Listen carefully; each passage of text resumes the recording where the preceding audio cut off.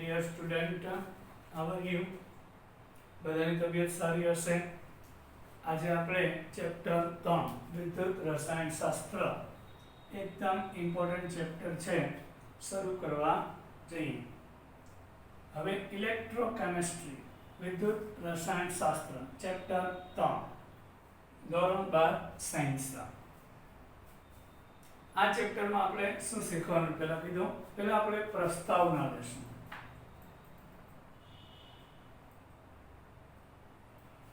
આ ચેપ્ટરનો મુખ્ય ભાગ પ્રસ્તાવના લેશું.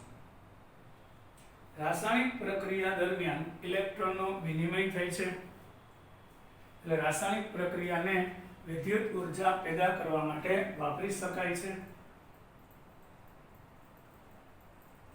રાસાયણિક પ્રક્રિયાને વિદ્યુત ઉર્જા ઉત્પન્ન કરવા માટે વાપરી શકાય છે. એ કઈ રીતે તમને કહું, આપણા ઘરમાં પેન્સિલ સેલ હોય છે, જેમાં રાસાયણિક પ્રક્રિયા દ્વારા આપણને વિદ્યુત ઉર્જા આપે છે.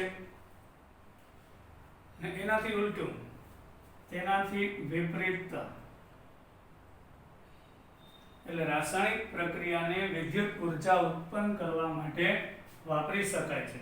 તેનું ઉદાહરણ આપણે મૂક્યું, આપણા ઘરમાં વપરાતો પેન્સિલ સેલ. 11મા ધોરણમાં આપણે રેડિયલ સેલ ભણી ગયા હતા, જે રાસાયણિક ઉર્જામાંથી, એટલે અહીંયા રાસાયણિક પ્રક્રિયા થઈ અને વિદ્યુત ઉર્જા આપે છે. તેનાથી વિપરીત રીતે વિદ્યુત ઉર્જાનો ઉપયોગ કરીને સ્વયંપ્રેરિત પ્રક્રિયા ન થતી હોય તેને પાર પાડવા માટે વિદ્યુત ઉર્જાનો ઉપયોગ કરીને સ્વયંપ્રેરિત, મતલબ કે આપમેળે થતી ન હોય, તેને પાર પાડવા માટે ઉપયોગ કરવામાં આવે છે. સ્વયંપ્રેરિત થવી એટલે આપમેળે થવી, પણ ઘણી બધી પ્રક્રિયા એવી છે કે જે આપમેળે થતી નથી, તેને પાર પાડવા માટે તેનો ઉપયોગ કરવામાં આવે છે. જેમ કે તમે એક બીકરમાં પીગાળેલું NaCl લઈ લો, તો એમાંથી સોડિયમ અને ક્લોરીન છૂટું નહીં પડે, તો બહારથી આપણે વિદ્યુત ઉર્જા આપીએ છીએ. એટલે અહીંયા જે પીગાળેલું આ પાણી નથી, એટલે લિક્વિડ લિક્વિડ, એટલે ક્લોરીન છે એનોડ ઉપર જશે અને સોડિયમ કેથોડ ઉપર. એનોડ એટલે ધન ધ્રુવ અને કેથોડ એટલે ઋણ ધ્રુવ. આ આપમેળે ના થાય, NaCl માંથી સોડિયમ અને ક્લોરીન છૂટું ન પડે. એ પ્રક્રિયા સ્વયંપ્રેરિત નથી, એટલે આપણે એને અસ્વયંપ્રેરિત કહેશું, કે જે સ્વયંપ્રેરિત નથી, સ્વયંપ્રેરિત ન હોય, તેને પાર પાડવા માટે આપણે વિદ્યુત ઉર્જાનો ઉપયોગ કરીએ છીએ.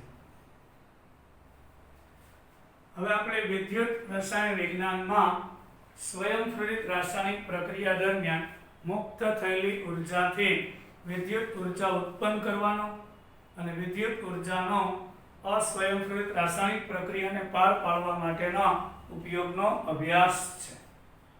વિદ્યુત રસાયણ વિજ્ઞાન એ સ્વયંપ્રેરિત, આપણા ઘરમાં જે પેન્સિલ સેલ છે એમાં આપમેળે, જેવા બે આપણે કોઈ બલ્બ રાખીએ અને એના બે છેડાઓ સેલમાં જોડી દે, એટલે રાસાયણિક ઉર્જામાંથી વિદ્યુત ઉર્જા આપમેળે છે. અને વિદ્યુત ઉર્જાનો અસ્વયંપ્રેરિત, એટલે કે જે આપમેળે થતી નથી, એવી પ્રક્રિયાને નિપજાવવા માટે આપણે ઉપયોગ કરીએ છીએ. એ વિદ્યુત રસાયણશાસ્ત્ર છે. પાછું એકવાર, વિદ્યુત રસાયણશાસ્ત્ર એટલે કે રાસાયણિક પ્રક્રિયા દરમિયાન જે આપમેળે પ્રક્રિયા થાય છે અને વિદ્યુત ઉર્જા મળે, અને આ વિદ્યુત ઉર્જાનો ઉપયોગ જે પ્રક્રિયા આપમેળે થઈ શકતી નથી એને પાર પાડવા માટે, એટલે કે પ્રક્રિયા કરવા માટે આ વિદ્યુત જથ્થાનો ઉપયોગ થાય છે. હવે આ વિષય સૈદ્ધાંતિક અને રાસાયણિક બંને બાબતમાં ઉપયોગી છે. એટલે રસાયણ આપણે પ્રસ્તાવનામાં છીએ, સૈદ્ધાંતિક અને પ્રાયોગિક બાબતમાં બંને રીતે સાચો પડે છે, સૈદ્ધાંતિક અને પ્રાયોગિક રીતે. પછી આપણે જમીનમાંથી કોઈ ધાતુના ખનિજો મળે છે, એમાંથી મોટી સંખ્યામાં ધાતુ મેળવીએ છીએ, સોડિયમ હાઇડ્રોક્સાઇડનું ઉત્પાદન કરીએ છીએ, ક્લોરીન ફ્લોરિન વાયુનું ઉત્પાદન કરીએ છીએ અને બીજા ઘણા બધા રાસાયણિક પ્રક્રિયાઓમાં આપણે વિદ્યુત ઉર્જાનો ઉપયોગ કરીએ છીએ. હવે એટલે એનો ઉપયોગ આવ્યો વિદ્યુત રસાયણ શાસ્ત્રનો ઉપયોગ એટલે વિદ્યુત ઉર્જામાંથી જે પ્રક્રિયા સ્વયંસ્ફુરિત નથી તેમાં પહેલો પોઈન્ટ આવશે ધાતુઓ મેળવવા માટે, જેને આપણે ધાતુ કર્મ વિધિ કહીએ છીએ. પછી સોડિયમ હાઇડ્રોક્સાઇડનું ઉત્પાદન કરવા માટે. આ બધા વિશે આગળ ડિટેલમાં આપણે પોઈન્ટ આવશે. તો ઇલેક્ટ્રોકેમિસ્ટ્રીનો ઉપયોગ શું? તો કે મોટી સંખ્યામાં ધાતુ મેળવવા માટે. પછી સોડિયમ હાઇડ્રોક્સાઇડ, પછી ક્લોરીન ફ્લોરિન વગેરે પદાર્થ. હમણાં આપણે શીખવાયું કે NaCl નું દ્રાવણ હોય સોડિયમ ક્લોરાઇડનું, પણ ઓગાળેલું નહીં છોકરાઓ, પીગાળેલું પાણી વગર, અને બહારથી વિદ્યુત પ્રવાહ પસાર કરો તો એના ઉપર ક્લોરીન વાયુ મેળવી શકાય છે. આ તો સોડિયમ ફ્લોરાઇડ લેશું તો ફ્લોરિન વાયુ મેળવી શકાય. તો એ વિદ્યુત ઉર્જાનું રાસાયણિક ઉર્જામાં રૂપાંતરણ થયું કહેવાય. બેટરી અને બળતણ કોષ એ બેટરી આપણા ઘરની અંદર વપરાતી ઇન્વર્ટરની બેટરી, આપણા ઘરમાં વપરાતા પેન્સિલ સેલ, પછી વાહનની અંદર વપરાતી બેટરી, આ બધું શું છે? તે રાસાયણિક ઉર્જાનું વિદ્યુત ઉર્જામાં રૂપાંતરણ કરે છે અને તેનો ઉપયોગ મોટા ઘણા બધા સાધનો અને ઉપકરણ ડિવાઇસ બનાવવા માટે થાય છે. મોટા બધા સાધનો ચલાવવા માટે આપણા ઘરની અંદર રિમોટ કંટ્રોલ હોય છે, તો એ સેલથી ચાલશે. આપણા ઘરમાં લાઇટ જાય તો ઇન્વર્ટરની બેટરી છે, તેમાં રાસાયણિક લાઇટ જાય તો રાસાયણિક ઉર્જાનું વિદ્યુત ઉર્જામાં રૂપાંતરણ થાય છે. વિદ્યુત રાસાયણિક રીતે કરેલી પ્રક્રિયાઓ ઉર્જાની સક્ષમ અને ઓછી પ્રદૂષક છે. એટલે જ્યારે આપણે વિદ્યુત પ્રવાહ પસાર કરીએ અને સોડિયમ ને ક્લોરીન છૂટો પાડીએ તો અહીંયા વિદ્યુત ઉર્જાનું રાસાયણિક ઉર્જામાં રૂપાંતરણ થાય છે. એટલે આપણે વિદ્યુત ઉર્જા દ્વારા રાસાયણિક પ્રક્રિયા કરીએ છીએ ત્યારે એમાં કોઈ પ્રદૂષણનો પ્રશ્ન રહેતો નથી. આથી પર્યાવરણ મૈત્રી ઇકો ફ્રેન્ડલી નવી ટેકનોલોજીના સર્જન માટે વિદ્યુત રસાયણ ખૂબ જ અગત્યનું છે. ઇકો ફ્રેન્ડલી એટલે કે વિદ્યુત ઉર્જા દ્વારા રાસાયણિક પ્રક્રિયાઓ નિપજાવવાની ક્રિયા એ ઇકો ફ્રેન્ડલી કહેવાય. એટલે પર્યાવરણમાં પ્રદૂષણ ફેલાવતું નથી બિલકુલ. આથી પર્યાવરણના મૈત્રી રૂપ એને આપણે ઇકો ફ્રેન્ડલી શબ્દ બુકમાં વાપરેલો છે. એના સર્જન માટે વિદ્યુત રસાયણનો ઉપયોગ અગત્યનો છે. હવે આપણે આપણા શરીરની અંદર પણ કુદરતી રીતે વિદ્યુત રાસાયણિક નો ઉપયોગ થયેલો છે. એ કઈ રીતે કહું? આપણે હાલવું છે એટલે બ્રેન માંથી સંદેશાઓ છૂટે છે. એક પ્રકારનો વિદ્યુત રસાયણ જ છે. આપણા શરીરમાં સોડિયમ, પોટેશિયમ, કેલ્શિયમ અને મેગ્નેશિયમ જેવા આયન હોય છે અને બ્રેન આપણા શરીરની અંદર ચેતાતંત્ર આવેલું છે. એટલે મગજના સંદેશાઓ આવા આયન દ્વારા દરેક કોષ સુધી પહોંચે છે.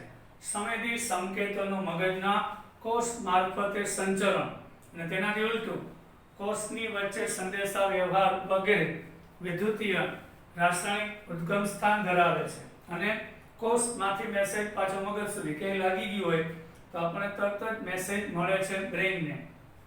અને આવી ઘણી બધી વિશાળ અને આંતર વિષયક વિષય એટલે કે વિદ્યુત રસાયણ શાસ્ત્ર છે.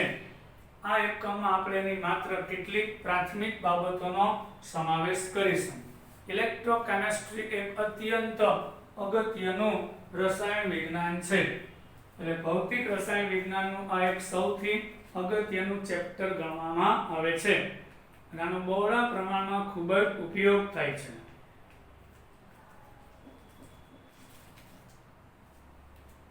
હવે આપણે 11મા ધોરણમાં અહીં ચેપ્ટરની પ્રસ્તાવના પૂરી થઈ. 11મા ધોરણમાં આપણે વિદ્યુત રાસાયણિક કોષ ભણ્યા હતા. વિદ્યુત રાસાયણિક કોષ એટલે શું, પહેલા આપણે એની વાત કરીએ. ચેપ્ટરની પ્રસ્તાવના પૂરી થઈ. હવે આપણે ઇલેક્ટ્રોકેમિકલ સેલ મતલબ કે વિદ્યુત રાસાયણિક કોષ કહેવાય. જે રાસાયણિક આપણે 11માં વિદ્યુત રાસાયણિક કોષ ભણી ગયા છીએ એ જ રિવિઝન અહીંયા. ચેપ્ટર 8 ધોરણ 11 યાદ હોય તો રેડોક્સ ચેપ્ટર, ડેનિયલ કોર્સ આપણા કોર્સમાં હતો તે, અને કાર્ય પદ્ધતિનો અભ્યાસ કર્યો. હવે એની અંદર ખરેખર કઈ પ્રક્રિયા થાય છે ડેનિયલ કોર્સ હું તમને દોરીને બતાવું છું. આપણે મોસ્ટ આઈએમપી ડેનિયલ કોર્સ વિશે ટૂંક નોંધ લખો અથવા તો વિદ્યુત રાસાયણિક કોષ વિશે સમજાવો. તો એક પાત્રની અંદર ઝિંક સલ્ફેટનું દ્રાવણ ભરેલું હોય છે. એમાં સ્વચ્છ કરેલી ઝિંક ધાતુની પટ્ટી ડુબાડવામાં આવે અને બીજા એક પાત્રની અંદર કોપર સલ્ફેટનું દ્રાવણ ભરેલું હોય છે. તેમાં કોપર ધાતુની પટ્ટી ડુબાડવામાં આવે અને આ બંને પટ્ટીઓને વિદ્યુત વાહકતા અને ગેલ્વેનોમીટર મારફતે જોડી પરિપથ પૂર્ણ કરવામાં આવે છે, જેથી વિદ્યુતનું વહન બતાવશે. ઝિંક સલ્ફેટનું દ્રાવણ એમાં ઝિંકની પટ્ટી, કોપર સલ્ફેટનું દ્રાવણ એમાં કોપરની પટ્ટી. પછી યાદ છે ક્ષારક સેતુ, હું બધું સમજાવીશ તમને હમણાં. ક્ષારક સેતુ, હવે ક્ષારક સેતુ છે ને આંતરિક પરિપથ પૂર્ણ કરે, તમને વિગતવાર સમજાવું છું. અહીં ઝિંક ધાતુ કોપર કરતા વધારે સક્રિય છે. તો ધોરણ 10 સક્રિયતા શ્રેણી મુજબ જે વધુ સક્રિય ધાતુ હોય તે ઇલેક્ટ્રોન ગુમાવશે અને જે ઓછી સક્રિય હોય તે ઇલેક્ટ્રોન મેળવશે. તો અહીંયા ઝિંક ધાતુનો સળિયો છે એ ખવાતો જશે, કારણ Zn માંથી Zn+2 થશે એટલે આ ઓક્સિડેશન થયું. એટલે દ્રાવણમાં પહેલા જેટલા ધન આયન હતા એટલા જ ઋણ આયન હતા. એટલે કે આપણું સંયોજન દ્રાવણ વીજભારની દ્રષ્ટિએ તટસ્થ હતું અને હોવું જ જોઈએ. હવે દ્રાવણમાં Zn+2 આયન આવ્યા એટલે ધન વીજભાર વધી ગયો અને જે ઇલેક્ટ્રોન ઉત્પન્ન થયા એ તાર મારફતે, જો સાંભળજો, ઝિંકનો સળિયો કેમાં ડૂબાડ્યો? ઝિંક સલ્ફેટમાં. ઝિંકનું શું થાય? ઓક્સિડેશન. એટલે ઝિંક બે ઇલેક્ટ્રોન ગુમાવીને Zn+2 બનશે. એટલે જે સોલિડ હતો હવે એક્વા બનશે. હવે Zn+2 દ્રાવણમાં જાય, ઇલેક્ટ્રોન તાર મારફતે બરાબર ઝિંક વાળા ધ્રુવથી કોપર વાળા ધ્રુવ તરફ ઇલેક્ટ્રોનનું વહન થશે. તો આપણે ફિઝિક્સમાં શું લે, ઇલેક્ટ્રોન જે દિશામાં જતો હોય તો વિદ્યુત પ્રવાહ તેની વિરુદ્ધ દિશામાં લેવામાં આવે છે. તો ઇલેક્ટ્રોન ઝિંકથી કોપર તરફ જાય છે તો વિદ્યુત પ્રવાહ એટલે ઇલેક્ટ્રોનના પ્રવાહની વિરુદ્ધ દિશામાં બતાવે. હવે આપણે વાત કરીએ, અહીંયા આગળ ઇલેક્ટ્રોન આવ્યો એટલે Cu+2 આયન આ ઇલેક્ટ્રોન મેળવશે અને એમાંથી Cu સોલિડ બનશે. તો આ કઈ પ્રક્રિયા થઈ છોકરાઓ? રિડક્શન થયું. તો અહીં દ્રાવણની અંદર Cu+2 ઘટી ગયા, આ દ્રાવણ ધન ભારિત થઈ ગયું, Zn+2 વધી ગયા. અહીંયા Cu+2 વપરાઈ ગયા અને અહીં કોપર એક્વિયસ હતું એ સોલિડ સ્વરૂપે અહીં જમા થાય. એટલે આ સળિયાનું વજન વધતું જાય. હું 11માનું રિવિઝન કરાવું છું. એટલે ઝિંકનું અહીંયા ઓક્સિડેશન થાય છે અને Cu+2 નું રિડક્શન થાય છે. તો હવે અહીંયા શું થયું? એકચ્યુઅલી આનું ઓક્સિડેશન, આનું રિડક્શન, તો કોસ્ટ એક સમયે કાર્ય કરતો. હું રૈવાજિક પ્રવાહ કહેતો હતો. ઇલેક્ટ્રોન જે દિશામાં છોકરાઓ ગતિ કરશે, તો ફિઝિક્સમાં આપણે રૈવાજિક પ્રવાહ કહીએ છીએ. તો એની વિરુદ્ધ દિશામાં પ્રવાહ લેવામાં આવે છે. કાયદેસર ઇલેક્ટ્રોન અહીંયા ઝીંક થી ઇલેક્ટ્રોન અહીંયા ઉત્પન્ન થાય એટલે અહીંયા આ છેડો ઋણવાળી, એનોડ એટલે પ્લસ અને કેથોડ એટલે માઈનસ, ખબર છે. પણ અહીંયા આગળ ઓરિજિનલ પ્રવાહ બતાવવો હોય ત્યારે, રૈવાજિક પ્રવાહ બતાવવો હોય ત્યારે આ પ્લસ અને માઈનસ. પણ જ્યારે ઓરિજિનલ પ્રવાહ, તો કે ઇલેક્ટ્રોન ક્યાં ઉત્પન્ન થાય છે? ઝીંક ઉપર. એટલે ઝીંક છે એ ઋણવાળી જ થશે. એટલે ઇલેક્ટ્રોન એનોડ, આ જે ઝીંક વાળા ધ્રુવ છે ત્યાંથી, એટલે આપણો જે એનોડ ઓક્સિડેશન થાય તે એનોડ, રિડક્શન થાય તે કેથોડ. પણ ઓરિજિનલ ઇલેક્ટ્રોનનો પ્રવાહ બતાવતા હોય ને ત્યારે એનોડ માઈનસ, કેથોડ પ્લસ. આના પછીના બધા પ્રશ્નો આપણે લેશું એમાં એનોડ પ્લસ, કારણ કે રૈવાજિક પ્રવાહ પછી લઈ લેશું. હવે આ કોષની વાત કરીએ તો આ કોષમાં અહીંયા કોષ કાર્ય કરતો બંધ થઈ જાય, કારણ કે ધન આયન વધી જાય, ઋણ વધી જાય. તો શું કરવું? એટલે તો ક્ષાર ક્ષેત્ર આપણે ઉમેરેલો હતો. એમાં એમોનિયમ નાઇટ્રેટ કે પોટેશિયમ નાઇટ્રેટ નું દ્રાવણ ભરેલું હોય. આ ક્ષાર ક્ષેત્રની ખાસિયત એ છે કે અહીંથી સલ્ફેટ આયનને કેથોડ થી એનોડ તરફ લઈ જાય. એટલે એક Cu+2 વપરાઈ ગયો, એટલે એક સલ્ફેટ વધારે થયો, એટલે વધારાનો સલ્ફેટ અહીંયા આવી જાય. અહીં ઋણ આયન ઘટે છે, એટલે બે બાજુ દ્રાવણની વિદ્યુત તટસ્થતા જાળવે. એટલે બાહ્ય પરિપથ છે એ તાર અને ગેલ્વેનોમીટર મારફતે જોડ્યો. અહીંયા આપમેળે રાસાયણિક ઉર્જાનું વિદ્યુત ઉર્જામાં રૂપાંતરણ થાય છે. એટલે વિદ્યુત રાસાયણિક કોષ એટલે શું? રાસાયણિક ઉર્જાનું વિદ્યુત ઉર્જામાં રૂપાંતરણ કરતી રચનાને વિદ્યુત રાસાયણિક કોષ કહે છે. રાસાયણિક ઉર્જાનું વિદ્યુત ઉર્જામાં રૂપાંતરણ કરતી રચનાને વિદ્યુત રાસાયણિક કોષ કહેવામાં આવે છે. હવે આપણે આ પ્રક્રિયા આખી લખીએ, બેનો સરવાળો. હવે તમને કહું, એનોડ અને કેથોડ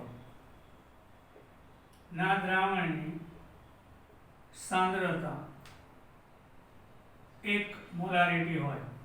તમારી બુકમાં 1 યુનિટી હોય, એટલે કે 1 યુનિટ હોય, 1 યુનિટી હોય, 1 મોલારિટી હોય, એકમ હોય. યુનિટી એટલે એકમ, 1 એકમ હોય તો 2, એટલે 1 મોલારિટી અને 1 મોલારિટી.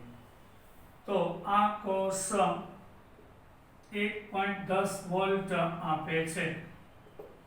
આ કોષ 1.10 વોલ્ટ આપણને આપશે. યુનિટી 1 હોય ત્યારે આ કોષ 1.10 વોલ્ટનો કરંટ આપશે.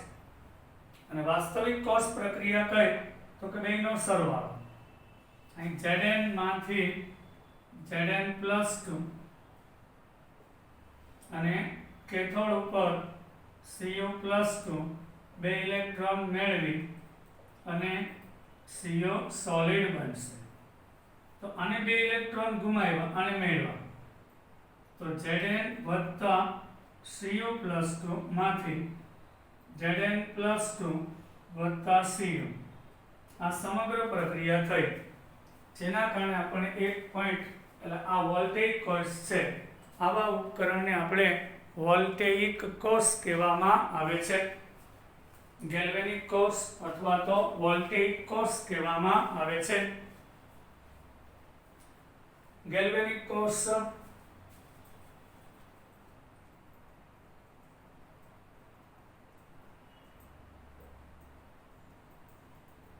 વોલ્ટેઇક કોષ ની ટૂંકમાં લખો, ડેનિયલ કોષ, બધું એક જ છે. હવે આપણે આગળ જોઈએ. હવે શીખવાનું એ હતું, જો આ ગેલ્વેનિક કોષમાં કે વોલ્ટેનિક કોષમાં બાહ્ય વિદ્યુત પોટેન્શિયલ લાગુ પાડવામાં આવે, ધીમે ધીમે વધારતા જાય તો જ્યાં સુધી બાહ્ય વિદ્યુત પોટેન્શિયલ થશે નહીં ત્યાં સુધી પ્રવાહ ચાલુ રહેશે અને સંપૂર્ણ રીતે બંધ થશે નહીં અને કોષમાંથી પ્રવાહ વહેતો બંધ થશે નહીં. હવે જેવો તમે વોલ્ટેજ આપો છો, હવે શીખવાનું છે. અહીં સુધી સમજાઈ ગયું છોકરાઓ?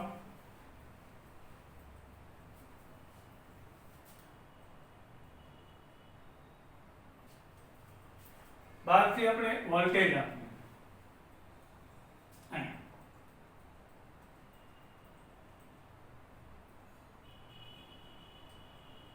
એટલે આ એનોડ સાથે કેથોડ, કેથોડ સાથે એનોડ, બેટરી જોડવામાં આવે. બહારથી બેટરી જોડીએ. આ કોષ છે એનો વોલ્ટેજ 1.10 વોલ્ટ પ્રમાણિકતા છે. તેમાં બહારથી બેટરી જોડતા આ કરંટ ધીમે ધીમે 1.10 કરતા વધારતા જઈએ તો શું થશે? અહીંયા ઇલેક્ટ્રોનનો પ્રવાહ કઈ દિશામાં છે? એનોડથી કેથોડ. એના પોતાના વોલ્ટેજ 1.10 છે. હવે આપણે શું કરવાનું છે? એની વિરુદ્ધ દિશામાં, એટલે એનોડ સાથે બહારથી જોડેલી બેટરીનો કેથોડ અને કેથોડ સાથે એનોડ જોડીએ તો બાહ્ય વિદ્યુત ધ્રુવનો બાહ્ય વિરુદ્ધ પોટેન્શિયલ લાગુ પાડીએ અને ધીમે ધીમે વધારતા જઈએ તો જ્યાં સુધી 1.1 વોલ્ટ થશે ને ત્યાંથી પ્રક્રિયા ચાલુ રહેશે અને પ્રક્રિયા સંપૂર્ણ બંધ નહીં થાય. કોષમાંથી પ્રવાહ વહેવાનું બંધ થશે નહીં. હવે જેવો 1.1 વોલ્ટ તમે બહારથી આપી દો, પોતાના ઉત્પન્ન થતા વોલ્ટેજ 1.10 છે. બહારથી બેટરી જોડી, એના વોલ્ટેજ જ્યાં સુધી 1.10 થી ઓછા હશે ત્યાં સુધી આ કરંટ ચાલુ રહેશે. જેવો બહારથી લાગુ પાડેલો વોલ્ટેજ 1.10 થઈ જશે એટલે આ પ્રક્રિયા બંધ થઈ જશે. હવે જો ઈ કરંટ 1.10 થી ઓછો, આ બાહ્ય વોલ્ટેજ છે. બહારથી બેટરી જોડી એના વોલ્ટેજ પર કોષ તો 1.10 વોલ્ટ આપે છે. હવે બહારથી જે બેટરી જોડી એના વોલ્ટેજ 1.10 થી ઓછા હશે ત્યાં સુધી આ પ્રક્રિયા ચાલુ જ રહેશે. હવે વોલ્ટેજ 1.10 કરતા વધી જાય, બાહ્ય વોલ્ટેજ છે, તો ઉલટી દિશામાં પ્રક્રિયા શરૂ થાય છે. તો કોષ છે હવે ઉલટી દિશામાં કામ કરશે.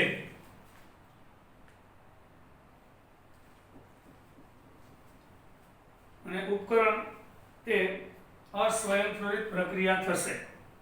અહીંયા વોલ્ટેજ પેલા 1.10 હતા ત્યારે 0 થઈ ગયો કાર્ય. રાસાયણિક પ્રક્રિયા બંધ થાય, વોલ્ટેજ વધી જાય એટલે વિરુદ્ધ દિશામાં પ્રવાહ શરૂ થશે. અહીંયા આપણે કેથોડ જોડ્યો, અહીંયા એનોડ જોડ્યો, એટલે અહીંથી ઇલેક્ટ્રોન ઉત્પન્ન થવા લાગશે. જે પ્રક્રિયા અસ્વયંપ્રેરિત હોય છે,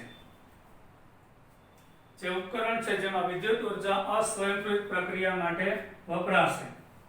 આ બંને પ્રકારના કોષ ઘણા અગત્યના આપણે હવે પછીની અંદર વિશિષ્ટ બાબતો શીખીશું. એટલે હમણાં આપણને બતાવું છું. આ કોષની અંદર વોલ્ટેજ કેટલા 1.10 હોય ત્યાં સુધી બરાબર 0 થઈ શકે. 1.10 થી વધી જાય તો વિરુદ્ધ દિશામાં કાર્ય થાય. એટલે હજી કોપરનો ખવાઈ ગયેલો સળિયો પાછો કોપર બનવા લાગે. આ સળિયાનું વજન વધી ગયું હતું એ પાછું ઘટવા લાગે. એટલે અહીં Cu માંથી Cu+2 અને Zn+2 છે એ બે ઇલેક્ટ્રોન મેળવી પાછું Zn બનવા લાગે. આ પ્રક્રિયા આપમેળે ના થાય, અસ્વયંપ્રેરિત છે. આપણે પ્રવાહ ઉલટાવ્યો એટલે સ્વયંપ્રેરિત થવા લાગશે. વિરુદ્ધ દિશામાં પ્રક્રિયા શરૂ થઈ જશે.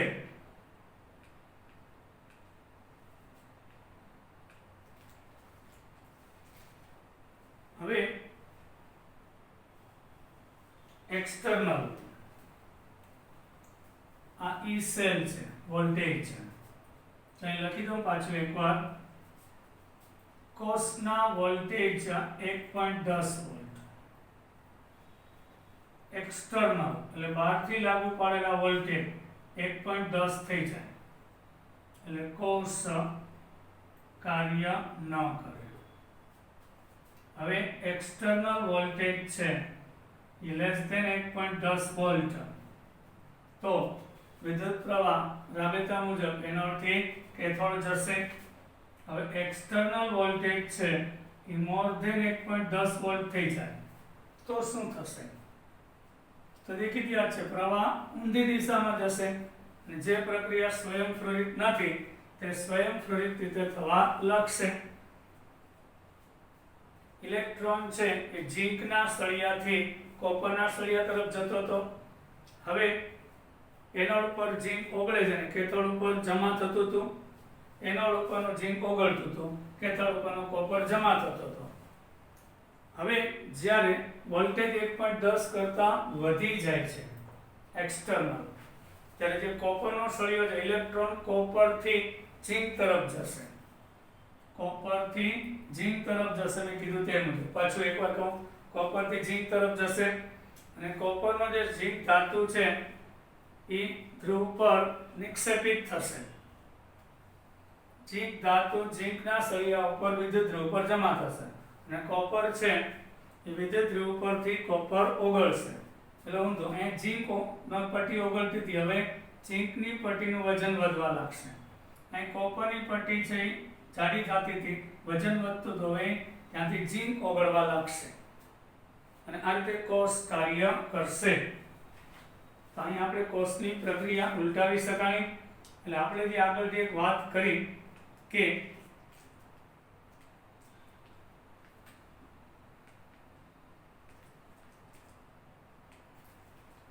આગળ જે આપણે વાત કરી એક અગત્યની કઈ હતી કે એક્સટર્નલ પ્રેશર 1.10 વોલ્ટ હોય. પાછું એકવાર, અંદરનો 1.10, બહારનો 1.10, તો કોષ કાર્ય નહીં કરે, કોષ એમનેમ યથાવત રહેશે.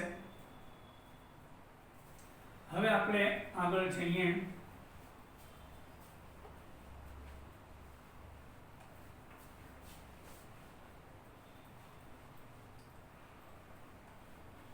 આપણે કોષની પ્રક્રિયા ઉલટાવી, એટલે કે આપણો જે મેઇન હાર હતો એની વાત હતી કે રાસાયણિક ઉર્જામાંથી વિદ્યુત ઉર્જા મેળવી શકાય. વિદ્યુત ઉર્જામાંથી જે પ્રક્રિયા સ્વયંપ્રેરિત આપમેળે ના થાય, તો Zn માંથી Zn+2 આપમેળે બને, Cu+2 માંથી Cu આપમેળે બને જોડ્યા પછી.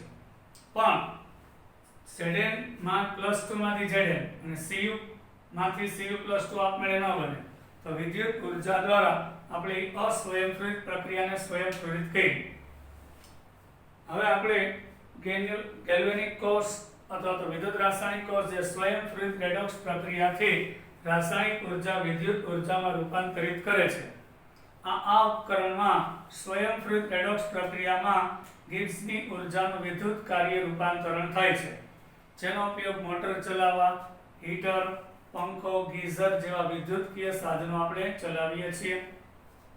એટલે વિદ્યુત રાસાયણિક કોષ એ એવું સાધન છે કે જેમાં રાસાયણિક ઉર્જાનું સ્વયંભૂ આપમેળે વિદ્યુત ઉર્જામાં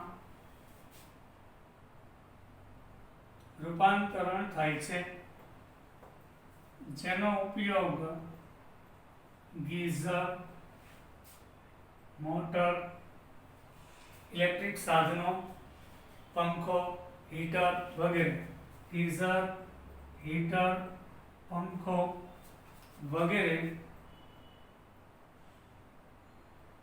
ચલાવવા માટે થાય છે. રાસાયણિક ઉર્જાનું સ્વયંભૂ આપમેળે વિદ્યુત ઉર્જામાં રૂપાંતરણ થાય, જેનો ઉપયોગ ગીઝર, મોટર, હીટર, પંખો વગેરે વાપરવા માટે થાય છે. હવે આપણે જે કોષ જોઈ ગયા તે એવો કોષ છે કે જેની અંદર રેડોક્સ પ્રક્રિયા થાય છે. પાછું એકવાર તમને દોરીને બતાવું. આપણે ઝીંકનો સળિયો, ઓલું જે આપણે જોયું ને એ સ્વયંપ્રેરિત હોય છે નથી હોતી એની ચર્ચા હતી. અહીંયા આપણે ક્ષારક સેતુ ડૂબાયેલો, બહારથી ગેલ્વેનોમીટર જોયું. એટલે અહીંયા પ્રવાહ આ એનોડ ઉપર ઓક્સિડેશન થશે એટલે વિદ્યુત રાસાયણિક કોષમાં રેડોક્સ પ્રક્રિયા થાય છે, આપણે એની સાબિતી આપી. એટલે વિદ્યુત રાસાયણિક કોષમાં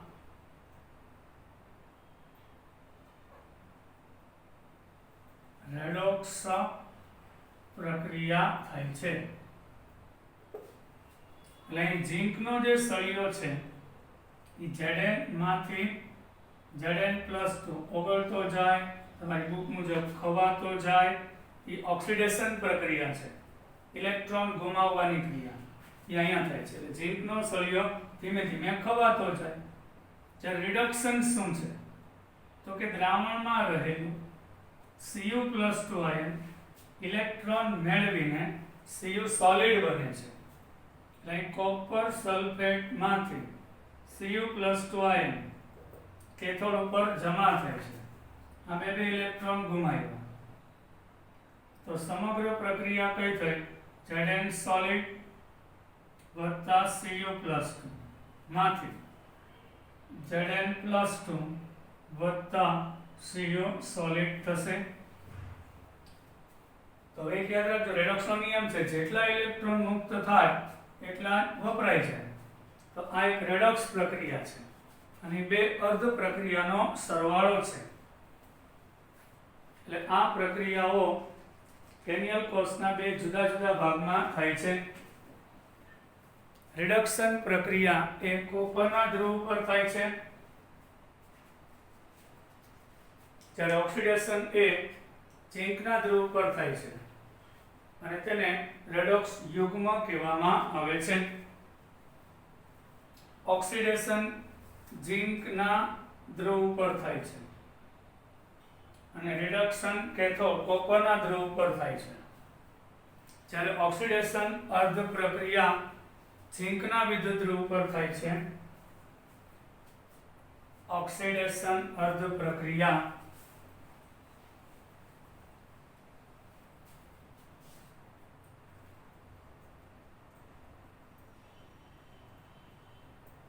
ઓક્સિડેશન અર્ધ પ્રક્રિયા ઝીંકના ધ્રુવ પર થાય છે અને રિડક્શન અર્ધ પ્રક્રિયા કોપરના ધ્રુવ પર થાય છે. બરાબર. અને આ બંને અર્ધ પ્રક્રિયાને રેડોક્સ યુગ્મ, રેડોક્સ કપલ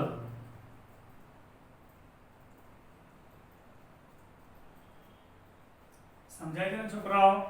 આને રેડોક્સ કપલ કહેવાય છે. હવે આપણે વાત કરશું આ વિદ્યુત ધ્રુવને, કોપરના વિદ્યુત ધ્રુવને, આ કોપરનો સળિયો, કોપરનો સળિયો કોપર સલ્ફેટમાં ડૂબાયેલો, કોપરનો સળિયો કોપર સલ્ફેટના દ્રાવણમાં ડૂબાયેલો, એને રિડક્શન અર્ધકોષ કહેશું. એટલે કે આ વિદ્યુત ધ્રુવ જોજો અને તેને જે દ્રાવણમાં ડૂબાયેલું એને સંયુક્ત રીતે અર્ધકોષ કહેવાય અને ત્યાં રિડક્શન થાય માટે એને રિડક્શન અર્ધકોષ કહેશું. કે તે ઝીંકનો સળિયો એ આપણો વિદ્યુત ધ્રુવ જે દ્રાવણમાં ડૂબાયેલું એ સંયુક્ત રીતે અર્ધકોષ જ્યાં ઓક્સિડેશન થાય છે એટલે ઓક્સિડેશન અર્ધકોષ કહેશું. આ છે રિડક્શન પામતો ધ્રુવ. ધ્રુવ એટલે શું? ધાતુનો સળિયો અને જે દ્રાવણમાં ડૂબાયેલો એને અર્ધકોષ કહેવાય. તો આપણે અહીંયા કોપરનો સળિયો કોપર સલ્ફેટમાં ડૂબાવેલો છે, જ્યાં રિડક્શન થાય છે એટલે રિડક્શન અર્ધકોષ કહેવાય.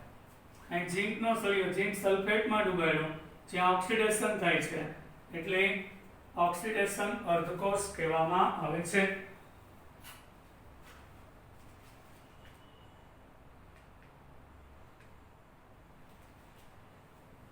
આ પ્રક્રિયાઓ બે ભાગમાં વહેંચાઈ ગઈ. ઓક્સિડેશન ક્યાં? તો કે એનોડ ઓક્સિડેશન અર્ધકોષમાં. રિડક્શન ક્યાં થાય? તો કે રિડક્શન અર્ધકોષમાં થાય.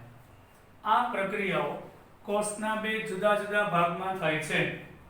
રિડક્શન અર્ધ પ્રક્રિયા કોપર વિદ્યુત ધ્રુવ પર, જ્યારે ઓક્સિડેશન અર્ધ પ્રક્રિયા રિડક્શન અર્ધ પ્રક્રિયા કોપરના ધ્રુવ પર, ઓક્સિડેશન અર્ધ પ્રક્રિયા ઝીંકના ધ્રુવ પર થાય છે અને રેડોક્સ યુગ્મ કહેવાય છે. આપણે જુદા જુદા અર્ધકોષના સંયોગીકરણથી ડેનિયલ કોષની ભાત પણ અસંખ્ય ગેલ્વેનિક કોષની રચના કરી શકીએ. એટલે એવું જરૂરી નથી કે ઝીંકનો અને કોપરનો ધ્રુવ લઈએ તો જ કોષ મળે. જુદા જુદા પ્રકારના અર્ધકોષને જોડીને અસંખ્ય વિદ્યુત રાસાયણિક કોષ બનાવી શકાય છે. જુદા જુદા પ્રકારના અર્ધકોષને આવા જોડીને અસંખ્ય વિદ્યુત રાસાયણિક કોષ, એને ગેલ્વેનિક કોષ પણ કહેવાય છે, બનાવી શકાય છે. ગેલ્વેનિક કોષની અસંખ્ય ગેલ્વેનિક કોષ બનાવી શકાય. ઝીંક અને કોપરમાંથી જ બને એવું નહીં, એ સિવાયના વિદ્યુત ધ્રુવ આપણે જોશું આગળ. હવે દરેક અર્ધધાત્વીય વિદ્યુત ક્ષેત્ર ધરાવે છે. અર્ધકોષ ધાત્વીય જે વિદ્યુત વિભાજ્યમાં ડૂબાડેલો, આ બંને અર્ધકોષને વોલ્ટમીટર મારફતે ધાત્વીય સ્વિચથી જોડવામાં આવે. એટલે આવા કોઈ પણ બે અર્ધકોષને લઈ લ્યો. હવે એનું બાહ્ય પરિપથ પાછું એકવાર સમજીએ.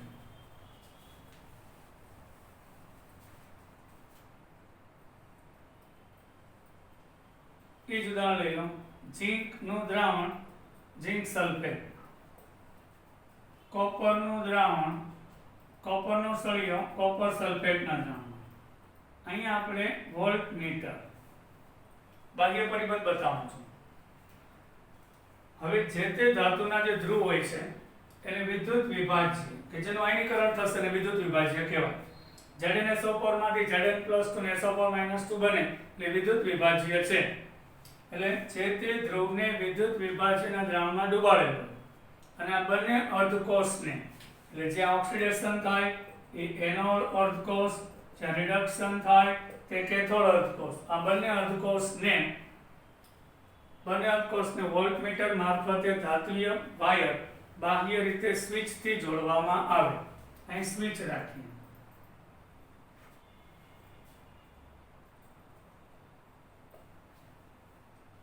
હવે જે ધ્રુવ પર ઓક્સિડેશન થાય તેને, જે ધ્રુવ પર ઓક્સિડેશન થાય તેને એનોડ, અને જે ધ્રુવ પર રિડક્શન થાય તેને કેથોડ કહે છે. અને આ બંને અર્ધકોષને જોડવા બાહ્ય પરિપથમાં વિદ્યુત વાહકતા અને ગેલ્વેનોમીટર કે વોલ્ટમીટર તથા સ્વિચ જોડવામાં આવે છે. ઝીંકની પટ્ટીને કોપર, તાર, વોલ્ટમીટર અને સ્વિચ જોડવામાં આવે છે. અને અર્ધકોષના વિદ્યુત વિભાજ્ય ને આંતરિક આ બાહ્ય પરિપથ MCQ વિદ્યુત રાસાયણિક કોષનો, ગેલ્વેનિક કોષનો, ડેનિયલ કોષનો, ગેલ્વેનિક કોષનો બાહ્ય પરિપથ કોના દ્વારા પૂર્ણ થાય? વિદ્યુત વાહક તાર, વોલ્ટમીટર અને સ્વિચ દ્વારા પૂર્ણ કરવામાં આવે છે. જ્યારે આંતરિક પરિપથ છે એક ક્ષાર સેતુ મારફત જોડવામાં આવે છે. આ થયો બાહ્ય પરિપથ. કોષનો આંતરિક પરિપથ, કોષનો આંતરિક પરિપથ ક્ષાર સેતુ મારફત પૂર્ણ કરવામાં આવે છે. એમાં ક્ષારક સેતુ ઉમેરીને આંતરિક પરિપથ પૂર્ણ કરવામાં આવે છે. હવે કેટલીક વાર આ બંને વિદ્યુતધ્રુવને એક જ વિદ્યુત વિભાજિત દ્રાવણમાં ડુબાડેલ હોય તો યાદ રાખજો ક્ષારક સેતુની જરૂર પડતી નથી, જેને આપણે સાંદ્રતા કોષ કહીશું. ક્યારે જરૂર નહીં પડે? બંને ધ્રુવો ઘણીવાર એક જ દ્રાવણમાં હોય. ક્ષારક સેતુ આંતરિક પરિપથ પૂર્ણ કરશે તેનું કાર્ય શું? તો કે આયનોનું વહન કરશે. હવે બાહ્ય પરિપથમાં વિદ્યુતનું વહન ઇલેક્ટ્રોન દ્વારા.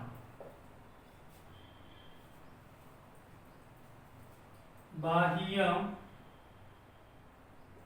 પરિપથમાં વિદ્યુતનું વહન, આ બધા એમસીક્યુ છે,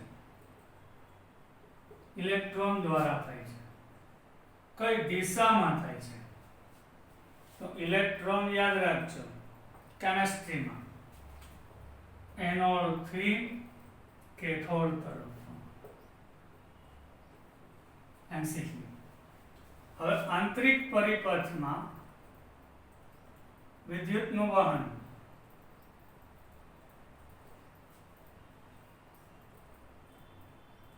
ઇલેક્ટ્રોન દ્વારા આયન દ્વારા થાય છે.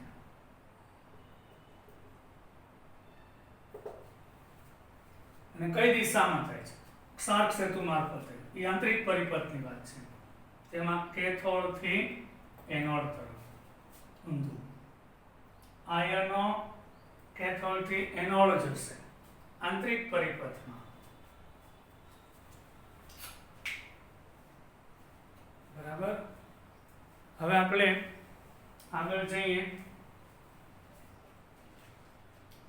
આપણે વાત કરતા હતા જ્યારે બંને ધ્રુવો એક જ વિદ્યુત વિભાજ્યમાં ડૂબાડેલા હોય તો ક્ષારક સેતુની કોઈ આવશ્યકતા નથી. એની વાત કરીએ. જો બંને વિદ્યુત ધ્રુવો એક જ દ્રાવણમાં ડૂબાડેલ હોય તો ક્ષારક સેતુની કોઈ આવશ્યકતા નથી. એનોડ અને કેથોડ બંને વિદ્યુત ધ્રુવ એક જ દ્રાવણમાં ડૂબાડેલ હોય. યસ, આ એક સળિયો છે, આ બીજો છે. એક જ દ્રાવણમાં ડૂબાડેલ હોય કોમન, તો આવા કોષને આપણે સાંદ્રતા કોષ કહીશું.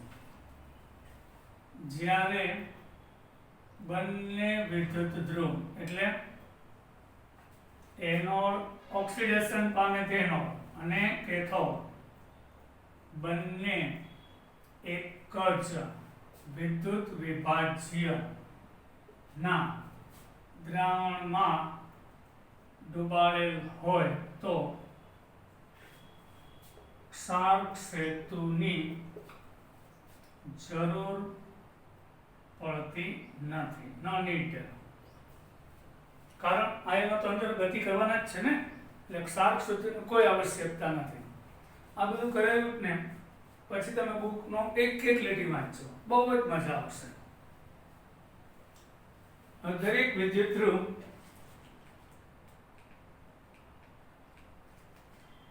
વિદ્યુત વિભાજ્ય આંતર સપાટી પર ધાતુ આયન દ્રાવણમાંથી વિદ્યુત ધ્રુવ પર નિક્ષેપિત થવાનું વલણ ધરાવે છે. દરેક વિદ્યુત ધ્રુવ, સાંભળજો વાક્ય, વિદ્યુત વિભાજ્યના આંતર સપાટી પર ધાતુ આયન દ્રાવણમાંથી વિદ્યુત ધ્રુવ પર નિક્ષેપિત થવું એટલે જમા થવાનું વલણ ધરાવે છે અને ધન વીજભારિત બનવાનો પ્રયત્ન કરશે. દરેક વિદ્યુત ધ્રુવ વિદ્યુત વિભાજ્ય આંતર સપાટી પર ધાતુ આયન દ્રાવણમાંથી વિદ્યુત ધ્રુવ પર નિક્ષેપિત થવાનું વલણ ધરાવે અને તેને ધન વીજભારિત બનવાનો પ્રયત્ન કરે. આ જ સમયે વિદ્યુત ધ્રુવના ધાતુ પરમાણુને આયન તરીકે દ્રાવણમાં જવાનું વલણ હોય અને વિદ્યુત ધ્રુવ પર ઇલેક્ટ્રોન છોડી જાય છે અને જે તે ઋણભારિત બનવાનો પ્રયત્ન કરે. હવે આ શું કહેવો તમને કહું છું.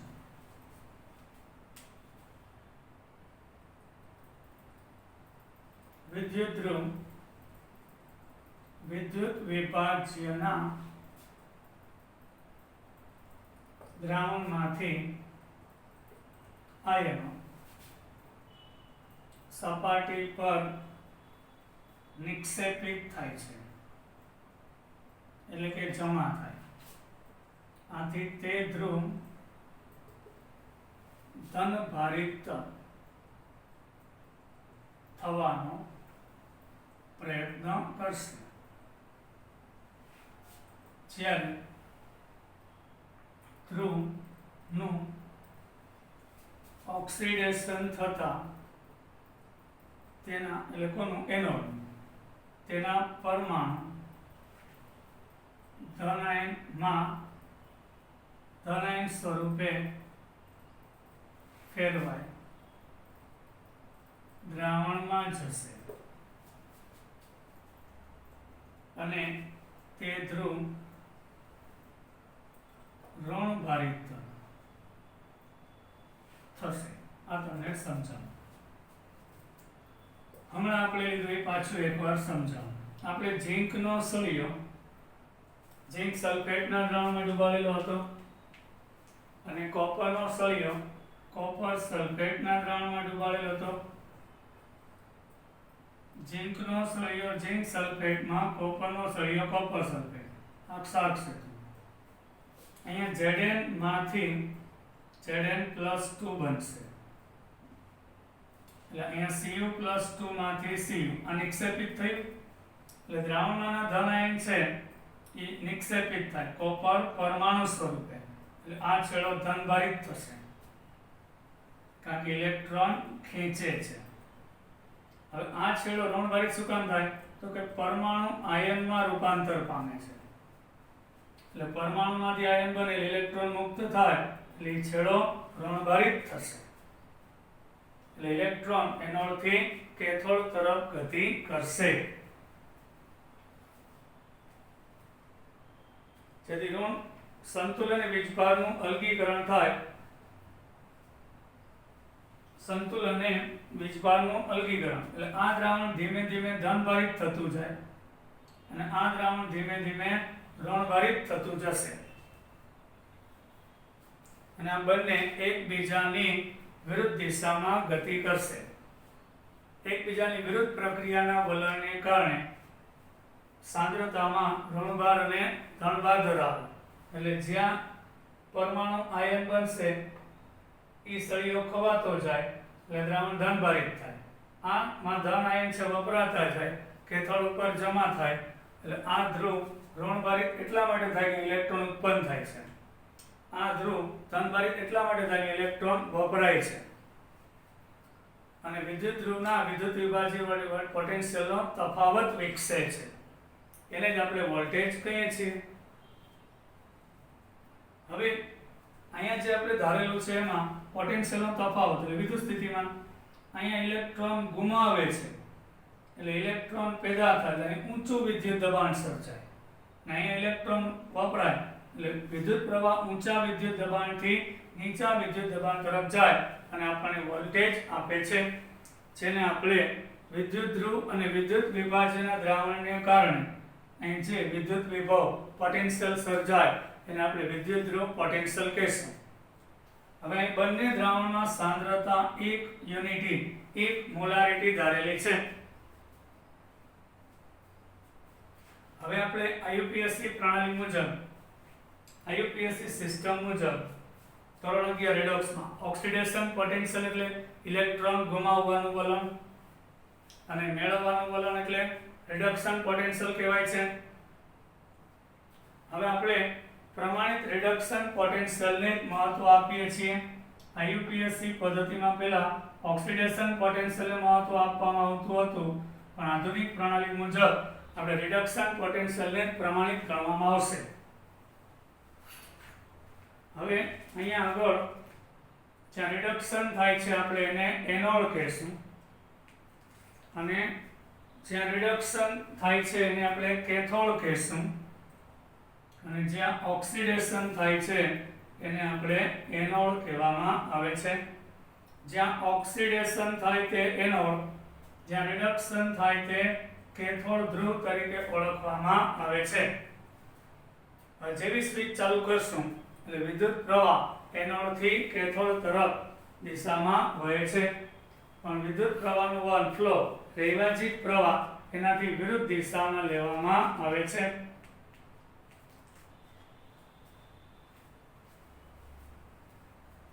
આજે અહીં સુધી રાખીએ છોકરાઓ, વધુ કાલે જોશું.